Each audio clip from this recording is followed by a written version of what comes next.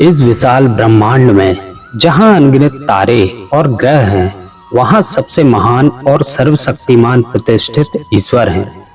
यह कहना गलत नहीं होगा कि हर एक पल, हर एक घड़ी ईश्वर की इच्छा के अनुसार चलती है। यही कारण है कि बिना उनकी इच्छा के एक छोटा सा पत्ता भी अपने स्थान से नहीं हिलता। हमने कई बार सुना है कि ईश्वर हर जगह मौजूद है, भले ही हम उन्हें अपनी आंखों से ना देख सकें, परंतु वह हमारे चारों ओर हर वस्तु में, हर प्राणी में मौजूद है। वह न केवल हमारे चारों ओर है, बल्कि वह हमारी अंतरात्मा में भी विराजमान है।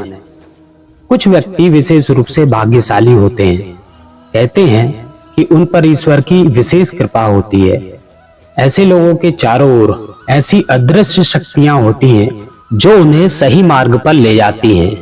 जब भी वे मुश्किल में होते हैं तो उन्हें साहस और साधना दोनों प्रदान करती हैं। इस विराट जगत में जहां प्रत्येक प्राणी अपने जीवन के उद्देश्य की खोज में है, वहां कुछ खास व्यक्ति हैं जिन पर ईश्वरीय शक्तियों का विशेष आशीर्वाद है।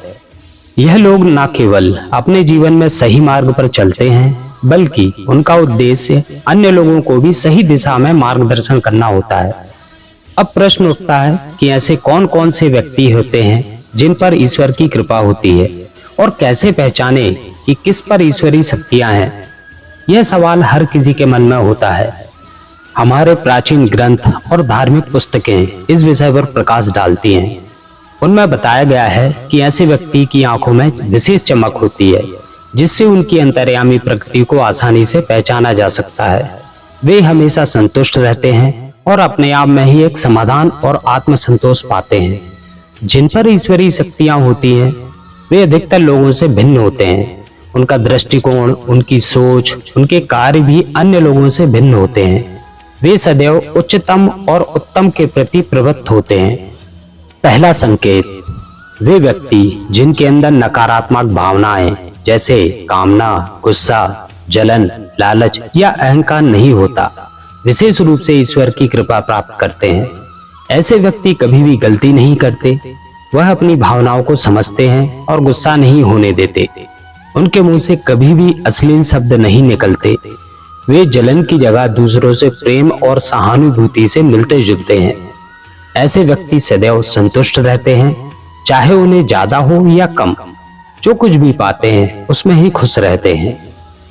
दूसरा संकेत, जब किसी को सपने में बार बार मंदिर या उसके चारों ओर का दृश्य दिखाई दे, तो शास्त्रों के अनुसार ऐसा माना गया है कि जो व्यक्ति विशेष रूप से भाग्यशाली है। ऐसे लोग जो सपने में ईश्वर का दर्शन करते हैं, उनके जीवन में विशेष दिव्य शक्तियां कार्यरत हैं। यह माना जाता है कि भगवान ऐसे खास व्यक्तियों को कुछ गहरे संकेत या संदेश प्रेषित करते हैं, जिससे उन्हें यह आभास हो जाता है कि परमात्मा उनके हर कदम में उनके साथ है और उन्हें सहारा दे रहा है। तीसरा संकेत, जो व्यक्ति रोजाना के जीवन में बचे हुए समय को ईश्वर की पूजा, भक्ति और नाम की स्मृति में समर्पित करता है, वह एक अद्वितीय अनुभूति का एहसास करता है। ऐसा माना जाता है कि उस व्यक्ति के चारों ओर एक दिव्य और पवित्र ऊर्जा का आवरण होता है। यह ऊर्जा ही उस व्यक्ति को भगवान की उपस्थिति और उसके अस्तित्व की सतत एहसास कराती रहती है। यही ऊर्जा उसे संसार के विकारों से बचाती है और उसे सदैव सच्चाई और प्रेम की राह पर मार्गदर्शन करती रहती है। चौथा संकेत, ऐसे व्यक्ति जो समाज में अपनी जिम्मेदारी समझते हैं, जो सद्भावना और अच्छे कार्यों में लगे रहते हैं, वह सचमुच ही अनुपम होते हैं। जब भी किसी को जरूरत होती है या कोई संकट का सामना कर रहा होता है, चाहे वह इंसान हो या कोई जानवर, ऐसा व्यक्ति सदैव उनकी सहायता के लिए तत्पर रहता है। उसकी नजरों में सभी की सहायता करना, खासकर उन लोगों की जो वृद्ध, असहाय या अपंग हैं, उनका मौलिक कर्तव्य है। लेकिन यह भी सत्य है कि हर किसी में यह गुण नहीं होते। कुछ विशेष लोग ही हैं जिनमें ऐसी उचित भावनाएं और संवेदनशीलता होती है। आमतौर पर माना जाता है कि ऐसे व्यक्तियों पर परमात्मा की विशेष कृपा होती है, जिसके कारण वे ऐसे महान कार्य कर पाते हैं और इस जीवन के अंत में वह मोक्ष की प्राप्ति करते हैं, जिसका अर्थ है आत्मा का पूर्ण और शाश्वत मुक्ति पाना। पांचवा संकेत, जब हम ईश्वरीय कृपा की बात करते हैं तो इसमें एक विशेष प्रकार की अद्वितीय शक्ति शामिल होती है जिसे पूर्वाभास कहते हैं।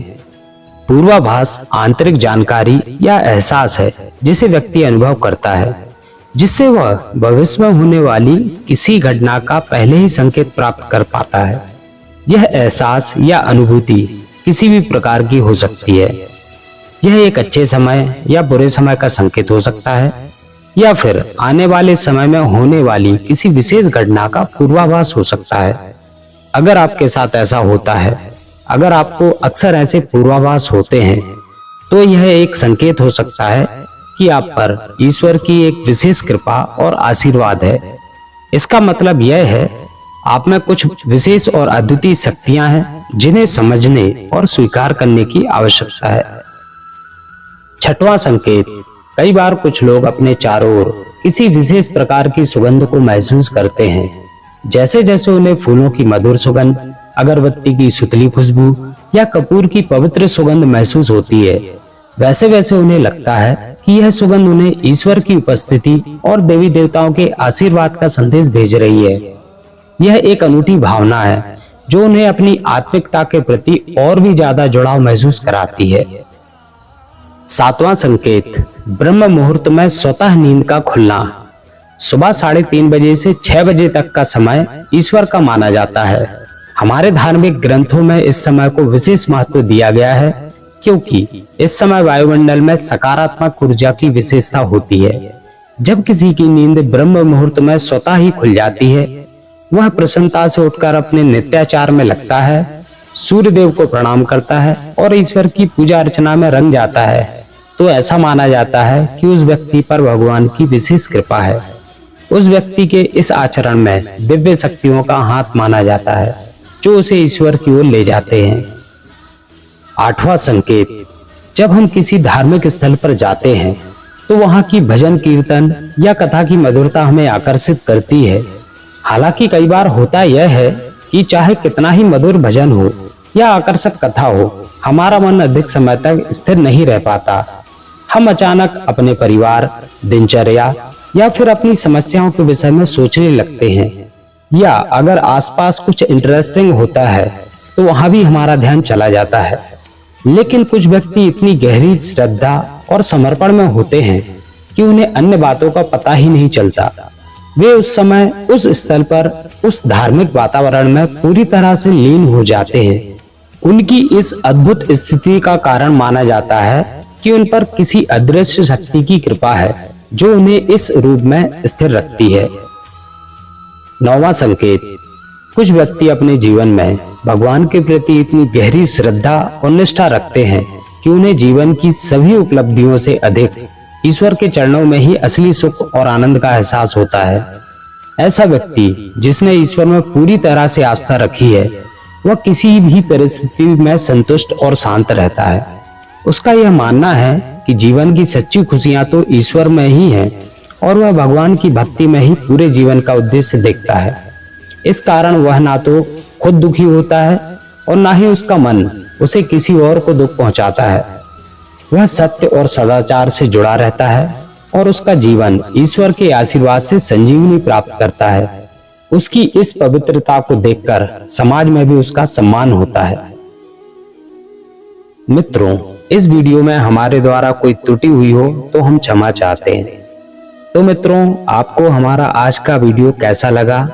मुझे उम्मीद है आप सभी को यह वीडियो बहुत अच्छा लगा होगा। आपको आगे भी ऐसी कहानियां हमारे चैनल पर मिलती रहेंगी। अगर आप बिहारी जी के सच्चे भक्त हैं तो हमारे चैनल श्री कृष्ण राधा कुंज को सब्सक्राइब और वीडियो को लाइक करके कमेंट में राधे राधे लिख दीजिए। आप सभी को हमारा राधे राधे। श्री बांके बिहारी लाल की जय।